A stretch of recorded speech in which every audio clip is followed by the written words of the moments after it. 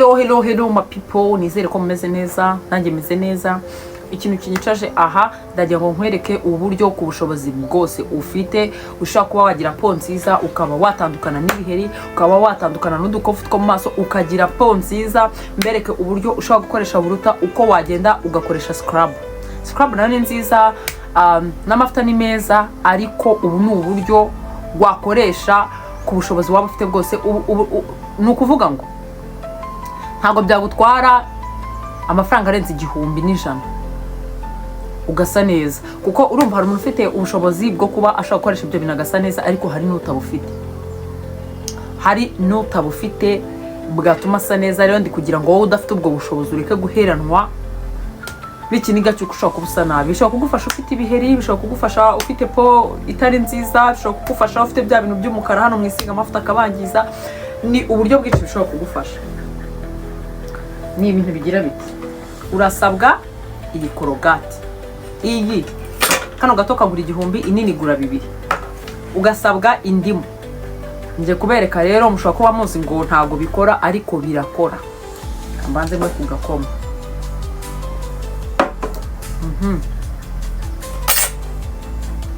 Ukata indimu mo 2 gutya,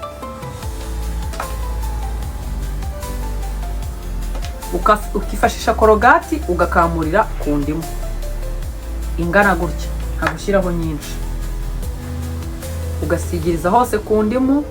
Ureba indimu ifite amazi nyine, apana indimu yumye. Warangiza ugakanda. Urabona ndi gukanda kugira ngo umutobe w'indimu umanuke winjiye muri korogati. Niyo mpamvu nambaye agatambaro, nabaye nk'umurokore kugira ngo isura yose nyine mbe nyifite, mbasobanurire neza.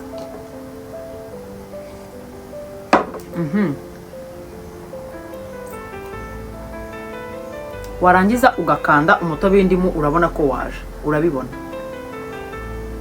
Ugasiga mu maso.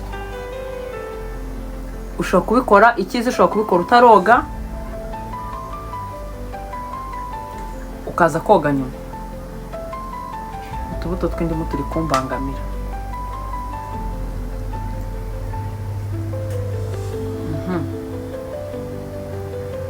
Urumva korogati ihita isa nk'icikaguritse kubera acide yo mu ndimu. Ivuyeho nyine urayifata ukongera ugakanda, ukayisiga mu maso. Warangiza ukagira gutya, ugasa n'ukuba, ariko kugira ngo utibabaza, kuko hari abantu bafite po zoroshye pe. Ugakuba gutya. Korogati rikuvaho kubera cya kibazo cy'iki cya acide yo mu ndimu.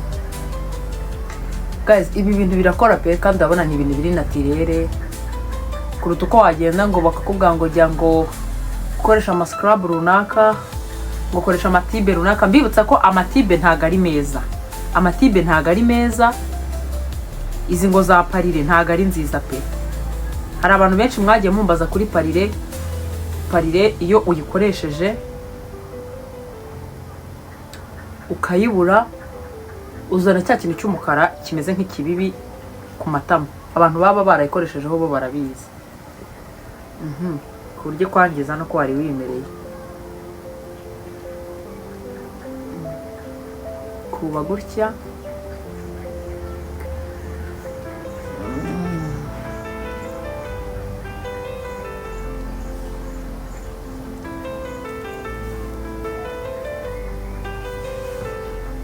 Kambegere neza igisura cyanjye mu kibone. Ndakubwiza ukuri, ntago bino bintu ushobora kuzabikoresha igihe kingana n'icyumweru utarasa neza. Urumva mu buzima busanzwe nta muntu utaborose, ukeneye korogati mu rugo. Ushobora gukoresha iyi ngiyi, ntago ari ibikora gusa, wanayikoresha wiborosa, ubundi ikajya inagufasha gukora ibi indimu ho rwose. Hari n'abafite ibiti by'indimu, ushobora no kuyigura 50 kuri botike, ntago biba bigoye.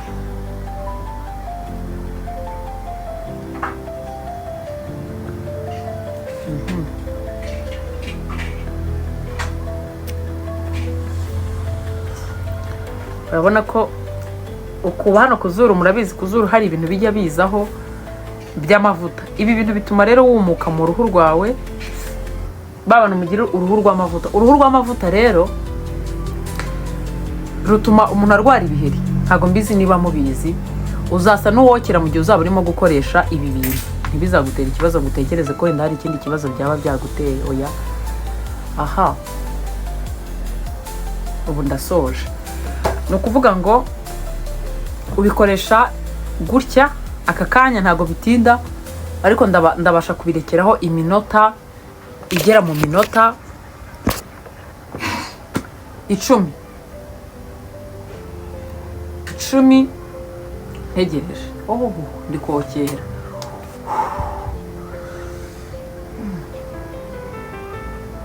Ndi kokera, ntabwo mushobora kubyumva. Okay, kadutegereze ya minota 10. Ya minota 10 tureka kwicecekamo, tube turi no kwiganiramo kugira ntaza kubicisha irungu.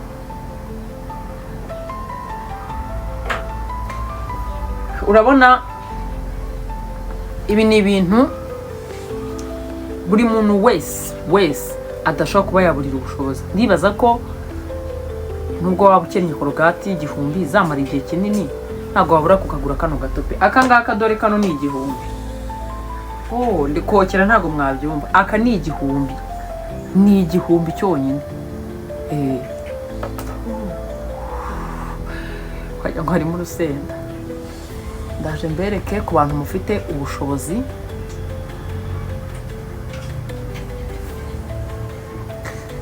Ku bantu mufite ubushobozi, isabune nziza ishobora kuba yagufasha.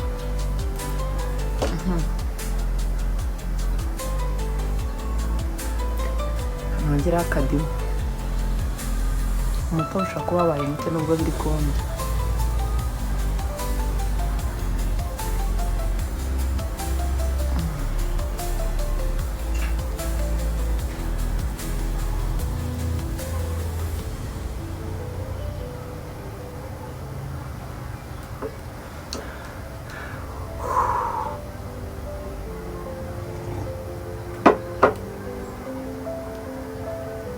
Iminwa yumye.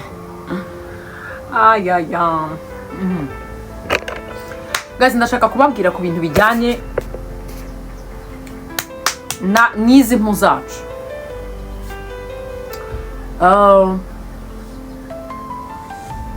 Guys, iyi ni inkovu. Mutaza kumbwira ngo kutubwira iby'amavuta. Izi ni inkovu. Mfite inkovu hano. Ahantu hatari inkovu naha. Ahatari inkovu naha. Utu ni udukovu, twa dukovu ugenda ucika. Murabibona ko ni inkovu. Sinzi niba muri kubibona. Guys, rero izi mpu zacu nizo kwitonderwa. Ntabwo ari zo kumva ngo bakubwenga ibintu n'ibi, ngo wakubiseho, ngo wisize, wagize gute, wisize. Noneho mu maso, bura amavuta bashaka kuyaguhereza ukayisiga ahantu hose, it's okay. Ariko ikintu bita mu maso ni ikintu po zacu zo maso dukwiye kwitonda kuruta ibindi bintu byose pe. Ntitupfe gushyiramo ibintu byose tubonye. Sawa, rero ndaje mbereke mu kanya. Ngiye gukaraba, kabyumuke gatoya, nkarabe. Abone imbere kuko ndi buze kubanza. Guys, murabona rero biragenda bikuma, ukabereka bikuma ku buryo uruhu rugenda rugakanyarara neza murabona ko rwakanyaraye. So rero ngiye gukaraba mu maso mbere ku kuntu bimeze. Guys, mvuye gukarabamo rero. Gusa isura yatukuye pe, yatukuye. Uhita ubona impinduka kuko uhita usa n'umuntu nyine wumutse mu maso. Uhita usa n'umuntu wumutse mu maso, ugahita ubona yuko uruhu rwawe nyine rutakirimo amavuta. So muba mushaka mbereka ibintu byose, muraje mubwe ngo twereke amavuta wisiga. Kandi sinshaka kuyabereka. Gusa uko aba ameze ni uko mbasha kuyashyira muri iri cupa, ariko ntago ari ryo avamo.